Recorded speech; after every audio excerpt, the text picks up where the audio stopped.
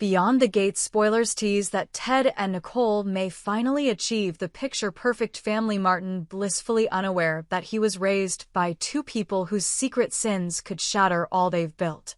For years, their union stood as the bedrock of Martin's safe world, but Nicole has reached a breaking point. This morning, beneath the gilded chandeliers of the Thomas estate, she will demand what neither she nor Ted ever thought possible: an immediate divorce, no discussion, no compromise. As the first words leave her lips, Ted's world will crack, unleashing truths long buried beneath polished facades. A hush falls as Nicole closes the French doors behind her, her spine straight as a bone, unwavering despite the weight of her own confession. The estate's marble floors echo beneath her heels as she crosses the grand foyer and ascends the sweeping staircase. Ted, already returning from an early consultation with his legal counsel, senses the storm before he sees the lightning. In his library, its walls lined with leather-bound volumes, he looks up, surprised to find Nicole standing at the threshold of the sanctum. Her voice is calm. "We need to talk." He gestures to a velvet armchair. "Nicole, what has you so urgent?" She remains standing. The contrast between her composed posture and her pounding heart is nearly unbearable. "I want a divorce." The word detonates across the room. Ted's brows arch in disbelief. "A divorce? Now?" "For Martin's sake." Nicole holds up a hand. "Do not say his name." Her tone brooks no interruption. "This isn't about Martin. This is about you. About me. About the lies that have woven our life together." He leans forward, concern furrowing his face. "You're upset. We can work this out." "Couples counseling." "Counseling won't change your actions," she interrupts, voice firm. "It won't erase what you did." Ted stands, tension crackling in the air between them. "What did I do?" Nicole exhales sharply. "You know exactly what." His eyes narrow. "You're angry because I insisted on a stricter regimen for Martin's schooling. Because I challenged you in the boardroom." Her eyes glitter with unshed tears. "No, Ted. I'm angry because you killed a man." He falters. "What?" She steps forward, pulling an envelope from her coat. "Open this." Ted's hands shake as he tears the seal, extracting its contents: aged photographs, torn newspaper clippings, a typed affidavit. His pulse throbs as he scans the words. In July 2012, Ted Thomas struck John Avery in a fit of rage after discovering Avery's affair with Nicole Underwood. The blow proved fatal. The estate's lawyers covered the incident as an accident, and Avery's death was ruled a tragic mishap. Ted's face blanches. Memories repressed and guilt-laden flood his mind. The rain-slicked tennis court, Avery's haunting expression of disbelief, the dreadful stillness after the blow. He presses a hand to his mouth. "You can't have proof of that." "Witness testimony, DNA samples under Avery's fingernails matching your blood. The recorded confession you thought was destroyed, all verified by independent counsel." Nicole's voice trembles, yet she maintains eye contact. "Martin's biological father died because of you." He whirls away, pacing as thunder rumbles outside. "It was self-defense," he spits out. "He came at me." Nicole's lip quivers in a sad smile. "Self-defense?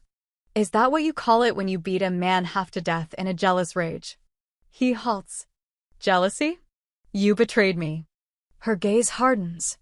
"Infidelity is not a crime. Murder is." Ted's shoulders sag with the weight of his shame. "You could have left me then." Instead, Nicole sheathes her pain in steel. "I stayed to protect Martin," she reminds him. "I stayed because I believed the cover-up was for our child's future. But I can't stay any longer. I won't partake in this lie." Her words echo in the silent library.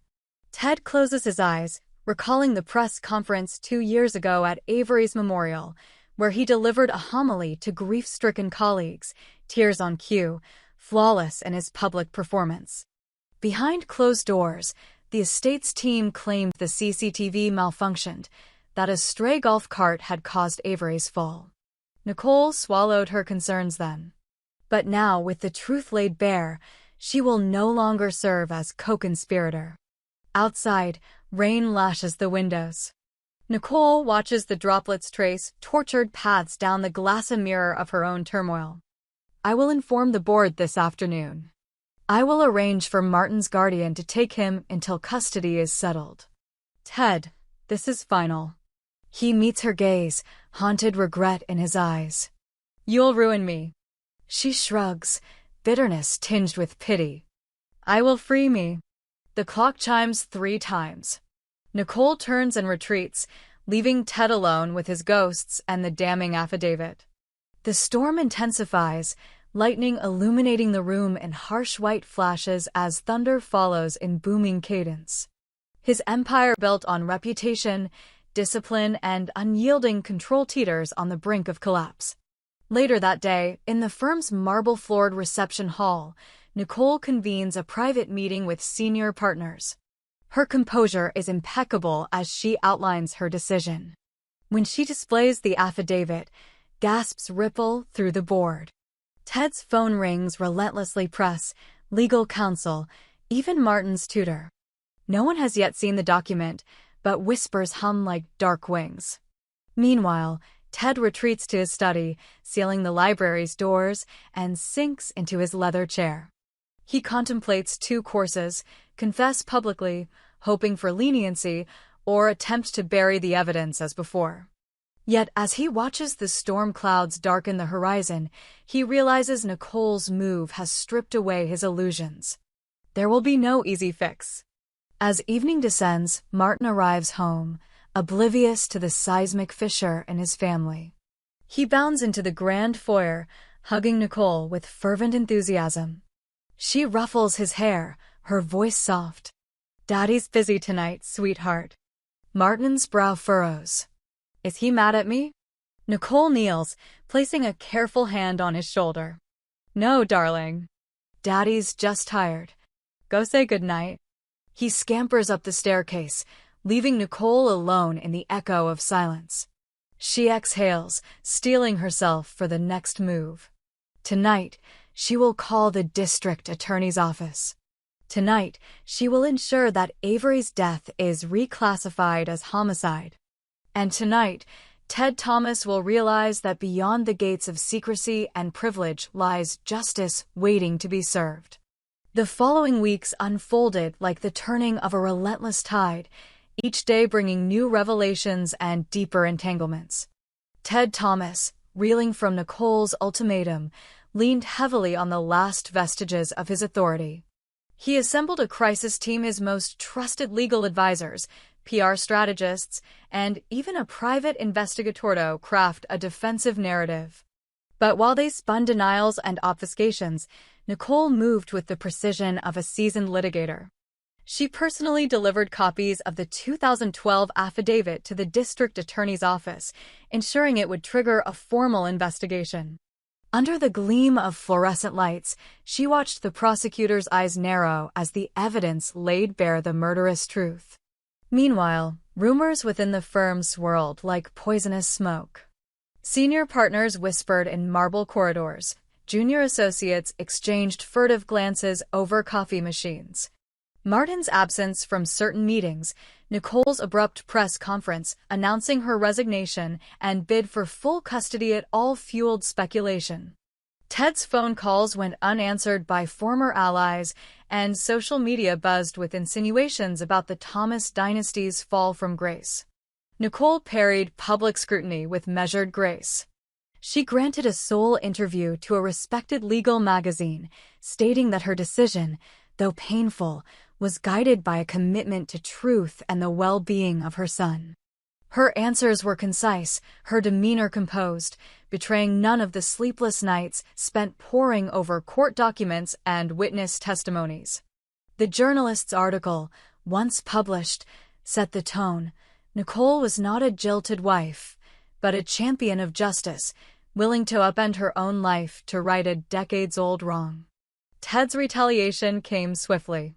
He leaked selective footage purportedly exonerating him, a brief courtroom clip from Avery's deposition where a witness claimed the fatal blow was accidental. The video, subtly edited, aired on local news.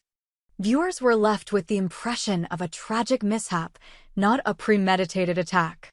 Yet legal experts scrutinizing the clip noticed signs of tampering: the missing seconds, the mismatched audio. A social media uproar followed, but rather than helping Ted, the leak underscored the perception of a cover-up, cementing the prosecutor's resolve to pursue charges. As the town divided, Martin found himself caught in the crossfire. His sunny disposition dimmed, whispers followed him in hallways, classmates asked awkward questions. Nicole shielded him as best she could, arranging tutoring sessions and counseling to help him process the upheaval. At home, she maintained a semblance of normalcy: family dinners, bedtime stories, weekend visits to the park, but beneath the surface, the fear of legal drama threatened to snatch their stability. In the face of mounting pressure, Ted turned inward, seeking solace in the dusty journals he kept as a younger man, entries that betrayed the psyche of a deeply driven, albeit morally compromised, individual. One late evening, surrounded by unfiled case notes and half-empty glasses of scotch, he discovered a ledger he thought destroyed, a record of financial payoffs to silence Avery's friends and journalists. The ledger's pages, once hidden in a locked safe, lay exposed. Realizing its power, Ted saw a dangerous opportunity. If he could retrieve and destroy the ledger, he might cripple the prosecutor's case. But executing such a plan risked the exposure of his entire network of illicit transactions. Nicole, ever vigilant, anticipated this move. She enlisted Kata, a seasoned investigative reporter known for unearthing corporate scandals, to monitor Ted's offshore accounts and safe deposit boxes. Together with her own legal team, Nicole devised a counteroffensive: secure court orders to freeze relevant assets and demand production of any documents related to Avery's death. In court hearings held in the old county courthouse, the air thick with dust and echoing footsteps, the judge signed injunctions that hamstrung Ted's financial maneuvers. Isolated and desperate, Ted orchestrated a personal appeal to Martin. Late one night, he sneaked into his son's sunlit bedroom, now strewn with model airplanes and storybooks, and whispered a fabricated tale of sacrifice. He had protected Martin from a dangerous man's legacy, ensuring their family's survival. Martin, with tear-bright eyes, clung to his father, vowing unwavering loyalty. That fleeting moment of connection steeled Ted's resolve. He would fight to protect his son at any cost. But Nicole, apprised of this clandestine visitation through a discreet house alarm log, confronted Martin the next morning. "Your father loves you," she said gently, "but sometimes love is not enough." "Tell me what he said." Torn between allegiance and guilt, Martin relayed his father's plea. Nicole held him close, her heart breaking, but her determination unshaken. She would use Martin's testimony when the time came, revealing the human cost of Ted's deception. As the trial date approached, both sides prepared meticulously. Ted's legal team assembled character witnesses, colleagues who lauded his generosity, former clients grateful for his integrity. They painted the 2012 incident as an anomaly in an otherwise exemplary career. Nicole's side, bolstered by Avery's former colleagues and forensic experts, laid out a tapestry of forensic evidence: blood spatter analysis, audio recordings from dispatch calls, inconsistencies in Ted's original statements. The courtroom became a battleground, each piece of evidence a weapon aimed at the other. In a pivotal moment, Nicole took the stand. Her attire was understated, a simple navy suit, yet her presence commanded attention. She recounted the day she first discovered Avery's body, her voice steady despite the emotional toll. She described the lawyer's hush money demands, the silent tension at Avery's memorial, and the guilt that kept her mute for years. She spoke not just as a wife, but as Avery's former lover and Martin's mother, entwining personal anguish with the quest for justice. Ted's defense floundered in the face of her testimony. Jurors exchanged glances. The judge leaned forward, scrutinizing every word. In the gallery, Martin watched, confusion and sorrow warring in his young face. When Nicole stepped down, a hush blanketed the room. Her account had shattered the legacy of doubt Ted's team relied on. Outside the courthouse, a crowd had gathered: reporters, protesters, curious onlookers. Black sedans idled at the curb. Nicole emerged into the afternoon sunlight, flanked by her attorneys. She paused, her gaze sweeping the faces before her, seeking Martin in the throng. Her eyes met his. He offered a small, tentative smile. Relief coursed through her. She had vindicated her convictions, protected her son's future. Ted followed soon after, escorted by marshals. His shoulders were stooped. His once impeccable suit looked rumpled, his eyes hollow with defeat. Rumors flew. Will he plead guilty? Will he testify? Will he face decades behind bars? As cameras flashed, he raised his head once, meeting Nicole's gaze across the crowd. No words passed between them, but in that moment, they acknowledged the irrevocable fracture of their shared past.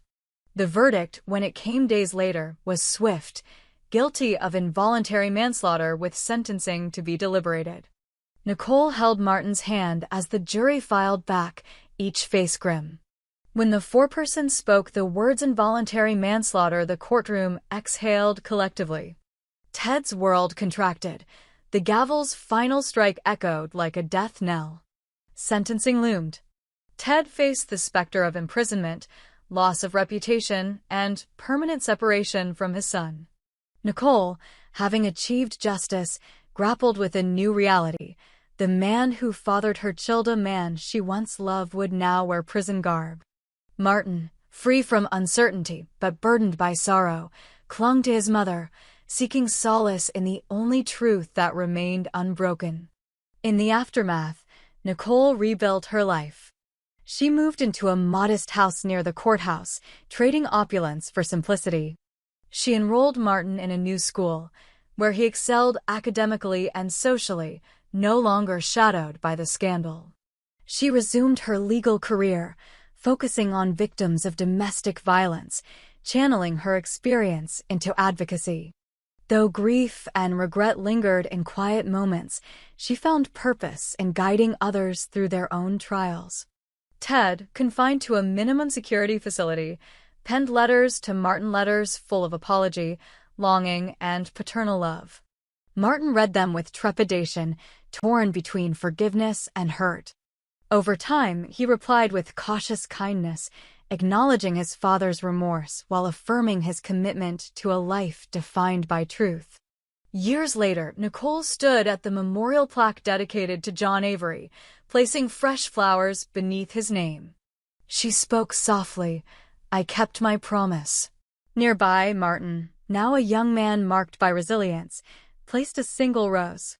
Together, mother and son bowed their heads, honoring the past while forging a path toward a future unburdened by lies. Beyond the gates of the Thomas estate, justice had prevailed.